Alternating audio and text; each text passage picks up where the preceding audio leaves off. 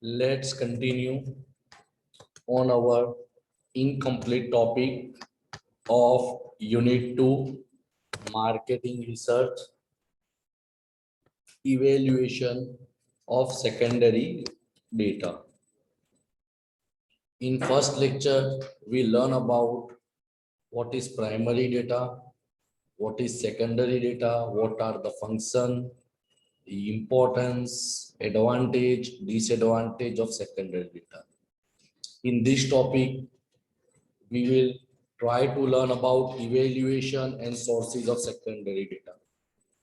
तो इवेल्युएशन का मतलब क्या होता है? एनालिसिस करना, इवेल्युएट करना, स्टडी करना, डिटेल इन्वेस्टिगेट करना. Criteria for evaluating secondary data. Secondary data को इवेल्युएट करने की मेथड क्या है, प्रोसेस क्या है, स्टेप्स क्या है, टर्म्स क्या है और कैसे करना है. तो number 1, specification, that is methodology used to collect data. तो सबसे पहला काम आपका यही होता है कि the specification, यानी the method used to collect data should be critically examined to identify the possible sources of bias.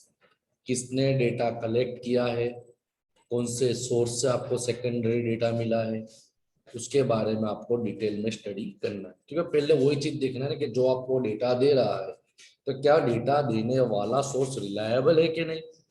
It include, अब इसमें क्या क्या आता है, डेटा कलेक्शन मेथड, कौन सी मेथड से करा है उन्होंने, direct method, indirect method, correspondent, question to correspondent, question to enumerator, कौन सी मेथड से करा है.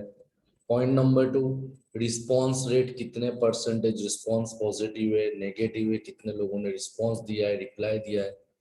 क्वालिटी ऑफ डेटा, कि जो डेटा अवेलेबल है उसकी क्वालिटी क्या है, किस टाइप के क्वेश्चन है, किस टाइप का रिसर्च बता रहा है. सैम्पलिंग टेक्निक, डेटा तो कलेक्ट किया मगर उन्होंने कौन सी टेक्निक का इस्तेमाल करा है सैंपल में. Simple random sampling, stratified random sampling, cluster sampling, quota sampling, group sampling, कौन सी टेक्निक. सैंपल साइज, सैंपल की साइज कितनी है. क्वेश्चनर एंड एडमिनिस्ट्रेशन, अगर क्वेश्चनर से करा है तो क्वेश्चनर प्रश्नावली डिसाइड कैसे किए, उसको डिजाइन कैसे किए. फील्ड वर्क, फील्ड में काम कैसा हुआ है.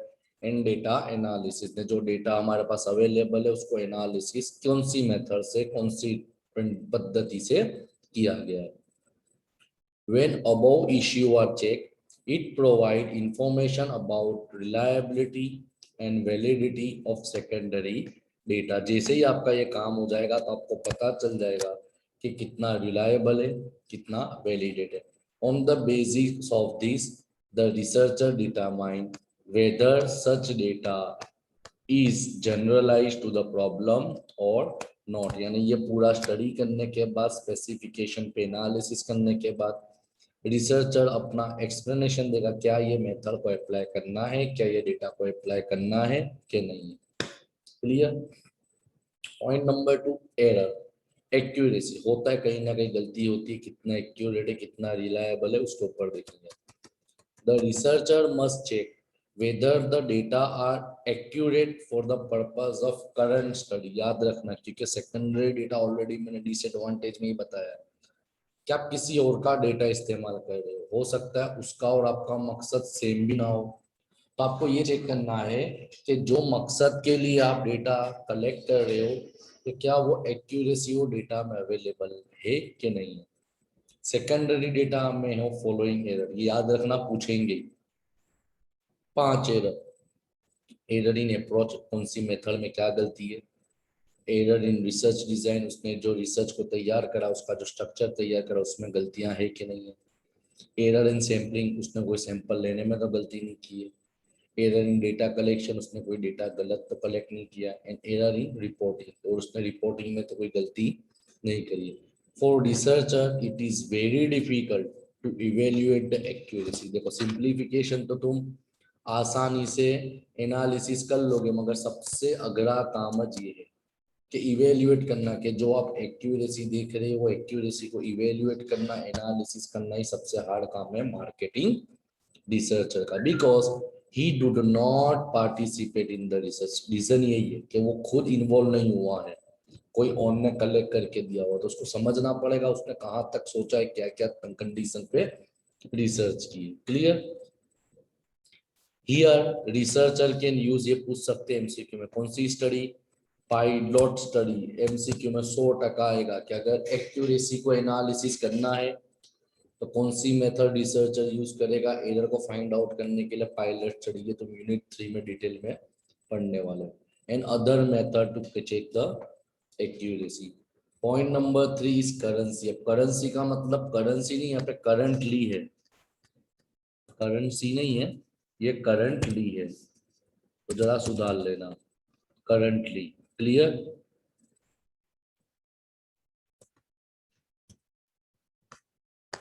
Clear?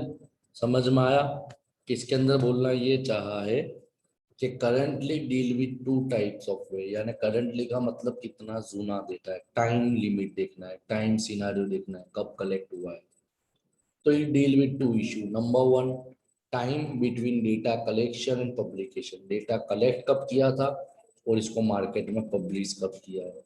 So researchers should make sure that there should not be long time lag between collection and publication। अब कॉमन है, डेटा कलेक्ट हुआ था 2002 में, पब्लिश हुआ 2020 में, तो कॉमन 18 साल का गैप आ गया, तो ये डेटा इतना यूजफुल नहीं होगा। तो टाइम लेग का मतलब ये होता है कि रिसर्चर ये भी देखेगा कि कलेक्ट कब किया था और इसको एनआर डेटा कलेक्शन को पब्लिश कब किया जा रहा है। And number 2, frequency of update. Update का मतलब चेंजेस।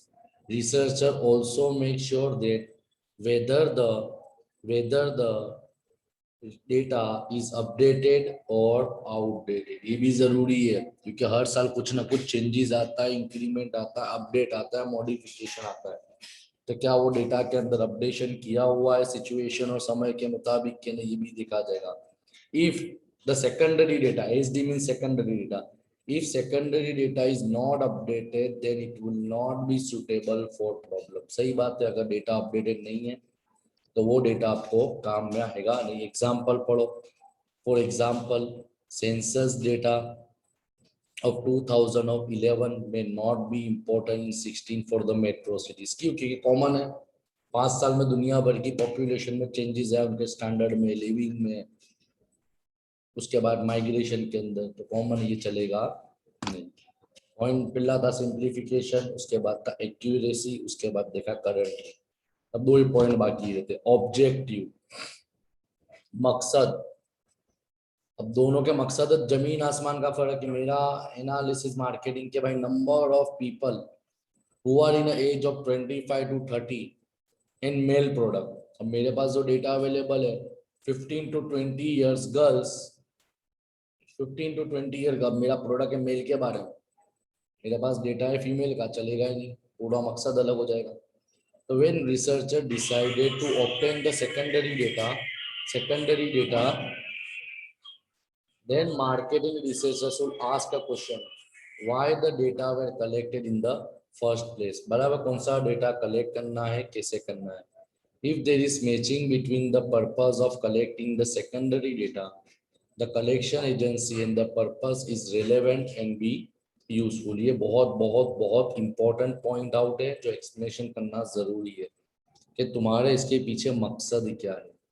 अगर दोनों दो का डेटा का मकसद सेम नहीं होगा, कलेक्शन की टाइमिंग सेम नहीं होगी, then it will be not useful to you.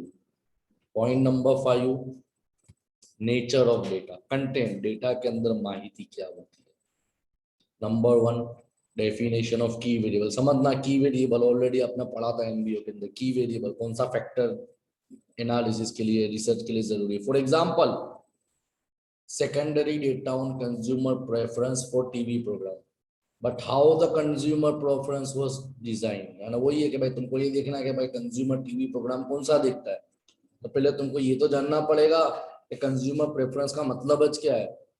इसका मतलब जो ज्यादा देखा जाता है, जो एंजॉयबल है, यानी इसमें भी अलग अलग पॉइंट है, जो मर्दों के लिए है, जो बच्चों के लिए, भाई कौन सा डेटा। बराबर है। न्यूज चैनल तो भाई कौन सी news channel, Hindi news channel, Gujarati news channel, regional news channel, local news channel, international news channel. Earning point of view से तो भाई की वेरिएबल भी जानना समझना जरूरी है। If key variable is not been defined then the usefulness of data is limited. Limited नहीं, कोई काम का ही नहीं, क्योंकि आपको पता ही नहीं कि वेरिएबल क्या है, मेन मुद्दा क्या है।